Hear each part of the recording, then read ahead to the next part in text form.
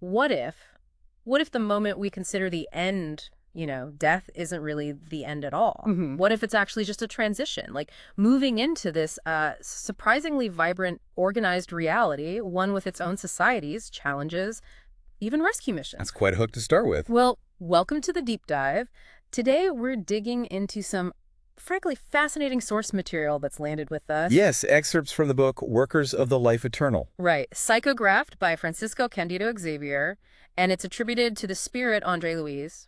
And forget just sort of wandering aimlessly after life. These texts describe really structured environments beyond our physical world. They really do. And it's coming from a spiritist perspective, which is key here. For anyone maybe not familiar, spiritism is, well, it's both a philosophy and a religion. Yeah. It focuses on spirit existence, their evolution, and communication with us, the living. Okay. So this book talks about these zones surrounding Earth. You call it erraticity. Erraticity, like erratic. Sort of, but maybe think of it more like spiritual regions, places where spirits continue their journey, their growth. And importantly, this isn't your traditional heaven or hell. Right, not binary like that. No, it's presented more as a continuation of life, of learning, just in different circumstances, different environments. Okay, so if you've ever wondered, what actually happens after we leave the physical body, or maybe you feel a bit overwhelmed by all the different beliefs out there. Which is understandable. Exactly. This deep dive offers a really unique and very detailed perspective. We're going to try and unpack some key insights. What are these post-earthly places like? What actually happens there? And what it all might mean for how we think about life and death. Yeah. We'll guide you through it, explore these ideas together. All right, let's jump in. The text hits hard right away. Ninguém morre, o aperfeiçoamento prossegue em toda parte. Nobody dies. Improvement continues everywhere. Wow. I mean, that statement alone, it immediately shifts how you might think about passing on, doesn't it? Fundamentally. It reframes this idea of discarnation. That's the term they use for the spirit leaving the body, what we typically call death. Discarnation, okay. And the text really emphasizes that moving into these zones, this erraticity, which Allan Kardec, a central figure in Spiritism, also discussed, it doesn't mean your purpose just ends or your development stops. So no drifting aimlessly. Not according to this, no. Yeah. Just like when we're born here, we enter societies, right? Sure. Well, these spiritual realms are described as having sociedad de instituciones, templos, lares, societies, institutions, temples, even homes, places where progress continues. So it really pushes back against that idea of just chaos or emptiness. Definitely. It's just structure, purpose, ongoing life. Which leads to something I found really fascinating, organized rescue missions. Yes, that part is quite striking. The book describes a specific team André Luiz himself, someone called Assistente Jerônimo, of Padre Ippolito, and for Mayor Luciano. With that team. And they're going on a 30-day mission to assist and study in what they call the planetary crust. It paints this picture of a very active, structured environment, really focused on helping others. It absolutely does. And this concept of rescue missions, it really underscores how dynamic these post-earthly zones are portrayed. A key example is the Casa Transitoria. The transitory house. Exactly. Described as a Casa de Transición destinada a socorros urgentes. A house of transition meant for urgent aid. Urgent aid for who? Newly arrived spirits. Precisely. Spirits who might be confused, suffering, maybe even besieged by negative entities or influences. It's called a asilo móvil. A mobile asylum. Yeah, the atende segundo a circunstancias do ambiente. It adapts to the situation, the environment. Think of it almost like a highly organized spiritual emergency response unit. Wow, a mobile asylum. That imagery, it gives you a real sense of the work they're doing. And it sounds challenging. Oh, definitely. The book mentions a constant threat from espíritus desesperados y sofredores, desperate and suffering spirits. So there's danger involved. It seems so. It requires strong magnetic defenses, they say, and really dedicated workers. They even talk about expeditions going down to the Earth's crust and into darker spiritual spheres. Magnetic defenses. What do you think that means? Like energy shields? That's a plausible interpretation. Perhaps shielding against harmful spiritual vibrations or negative thought forms.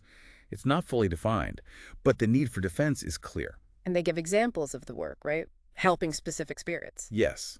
There's mention of assisting a spirit named Guttuso, who'd been in a kind of semi-conscious state for a long time, and also preparing a transviado, like a stray or misguided spirit, Oh. preparing them for what's called an expiatory reincarnation, sort of a corrective life experience. And they mentioned something called disintegradores and electrical defenses. They did. Again, the text isn't super explicit on what disintegradores are, but the context suggests perhaps concentrated negative energy or entities rather than physical weapons. So not ray guns. Probably not ray guns, no. But the need for these defenses, electrical or magnetic, it really underlines that these aren't just passive, peaceful realms all the time. There are potential dangers, conflicts even, and organized responses to them. It makes you wonder about the ongoing interplay, between positive and negative forces beyond what we see here. It's a profound question raised by these descriptions, and it seems like maintaining a positive environment is absolutely critical there. Which brings us nicely to the power of thought and vibration. Right. The text says, toda conversação prepara acontecimentos de conformidade com a sua natureza. Every conversation prepares events in conformity with its nature. That's a heavy thought. The impact of just talking. It really is. And we see an example with instructor Cornelio. He actively tries to suppress negative comments, encourages, edifying words, specifically to keep the vibrational environment positive within that transitory house. So like managing the mood, but on a deeper vibrational level. Exactly. And it connects directly to this idea they call mental hygiene. The book puts it bluntly, quien busca uma casa especializada em abençoar non pode hospedar ideias de odio ou maldição. Whoever seeks a house specialized in blessing cannot harbor ideas of hate or curse. It suggests our mental state, our thoughts and feelings, have a direct, almost immediate impact, not just on ourselves, but potentially on these other realms too. It's not just think positive, it's think positive because it actually does something. Precisely. They even do this symbolic exercise, mentally creating a landscape, a lake and a tree. Oh yeah, I remember that. It's presented as a way to demonstrate the very real power of focused mental energy in those environments. It really makes you pause and consider the unseen influence our collective thoughts might have. Absolutely. Now, shifting slightly, this assistance isn't only for spirits who've already discarnated, right? The book talks about missions to help people here on Earth as they're nearing death. Yes, that's another major aspect.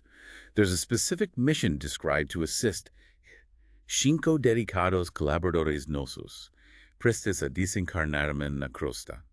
5 of their dedicated collaborators about to leave their physical bodies on the crust meaning Earth. That seems to be the term they use for the physical plane, yes. And they give examples, assisting a man named Demas, suffering from hypertrophic cirrhosis, Okay. and another, Fabio, who had advanced tuberculosis. And how do they help them? What does that look like? The process described involves using magnetic currents again, this idea of manipulating subtle energies. Also, temporarily separating the spirit from the physical body, perhaps for revitalization or adjustment. Whoa! While they're still alive. Just before the final separation, it seems. And addressing their fears, their anxieties about the transition. What really struck me there was the continuity of relationships, like Fabio interacting with his wife, Mercedes, after his discarnation. Yes, that's beautifully portrayed. It shows that love and support, those bonds, they seem to endure beyond physical death, according to this perspective. And it also highlighted how differently people approach dying.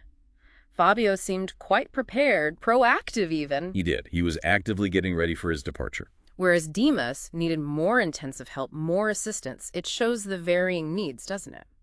Absolutely. It underscores that the transition process might be quite individual, influenced by one's state of mind, preparation, and life experiences. And we get more insight into this post-mortem state from that spirit Gattuso, right? The one they helped. Yes, his perspective is quite revealing. As someone recently discarnated, he talks about his surprise. The reality he found didn't quite match what his previous religious beliefs or even scientific ideas had led him to expect. So it wasn't what he thought it would be. Apparently not. He mentions purgatorial paths, suggesting a process of purification or working through things. And again, this recurring theme, the ongoing need for mental hygiene and what they call reformative ideas. So death isn't necessarily an instant judgment day or oblivion, but maybe the start of another phase of processing and learning. That's certainly the picture painted here. It reinforces that idea we touched on earlier. O homem é fruto de si mesmo. Man is the fruit of himself. Meaning, our post-death experience seems to be presented as a direct consequence of how we lived, what we cultivated within ourselves, our thoughts, feelings, actions. So if you were dedicated to good, The text suggests you might progress more directly, interacting with wiser instructors or guides. And if you were attached to negativity or materialism, Then you face different kinds of challenges, perhaps needing more help or finding yourself in those more difficult purgatorial zones or even darker regions. they even described observations made in a cemetery, didn't they? Yes, reinforcing this idea of a spectrum. They saw everything from spirits still suffering and deeply attached to the physical world. Like that woman connected to her decaying body. That was intense. Very intense. It illustrates the real difficulty some spirits face in letting go. But they also saw the efforts of these rescue workers, trying to help even in those settings. It really prompts you to think, if our inner state has such lasting effects, how should that maybe influence how we prioritize our mental and emotional well-being right now here? It's a powerful implication, isn't it? Puts a different spin on self-care and personal growth. Definitely gives you pause. Okay, one more major piece. The visit from a highly evolved messenger. Yes, in the Santuario de Bensam, the Sanctuary of Blessing. The impact of this being's presence sounds profound. The narrative certainly conveys a sense of awe and deep respect. What stands out are the teachings. Like what? Well, the messenger emphasizes the practical application of spiritual principles, like how to improvise doing good even when things are tough, using the wisdom of the gospel as a guide. So not just abstract ideas, but practical advice for spiritual work. Exactly. And also stressing the importance of a direct connection with the Supremo Orientador de Terra, the supreme guide of the earth, presumably a reference to Christ or a high spiritual authority for individual guidance, not just relying on intermediaries. And there was that specific example with Sempronia? Right. She asks for guidance on how to comfort orphan children.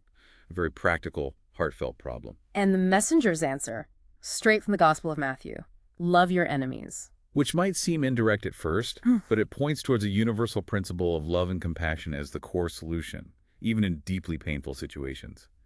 It highlights this timeless wisdom being shared and applied in these higher realms. So if we try to connect all these threads, what's the bigger picture emerging from this source? I think it suggests a universe where life, learning, evolution, it's all continuous. It doesn't just stop with physical death. Okay. And that our thoughts, our intentions, our actions, they have real lasting consequences shaping our ongoing journey. There seems to be this deep interconnectedness between the physical dimension and these spiritual dimensions. And the structures, the help available. Right, the organized societies, the institutions, the rescue missions, the transitory house. It offers a perspective that's, well, perhaps comforting or even inspiring. It suggests we're not alone in this process and help is available. So let's try and recap some of the big takeaways then. First, these spiritual realms aren't just empty space. They're described as organized with societies, institutions, structure. Definitely. Second, there's active assistance happening, help for spirits transitioning, help for those already there who are struggling, and even help extended back to those nearing death on earth. And third, our inner world, our thoughts, our vibrations, has a tangible impact, shaping our experience both here and potentially beyond. Mental hygiene is key. Absolutely. And finally, learning, growth, and even relationships appear to continue. Death isn't portrayed as an endpoint for development or connection. We really hope this dive into the perspectives from workers of the life eternal has given you, the learner, maybe some surprising aha moments, or at least some food for thought about that journey beyond physical existence. It certainly presents a very different lens through which to view life, death, and what might possibly come next. And yeah, this deep dive, we've really only scratched the surface, haven't we? The texts are incredibly detailed. Oh, absolutely. You might be left with tons of questions about the different zones, the specifics of spirit work, the ultimate purpose behind all this ongoing evolution. For sure. And we'd encourage you, if this resonates, to explore these topics further. Dig into the sources, see what you find. And maybe just one final thought to leave you with. Yeah. If our thoughts and actions truly have such a direct, tangible, and lasting impact in these spiritual realms, as this source strongly suggests, well, how might that shift the perspective we have on how we choose to live our lives right here, right now? That's definitely something to mull over.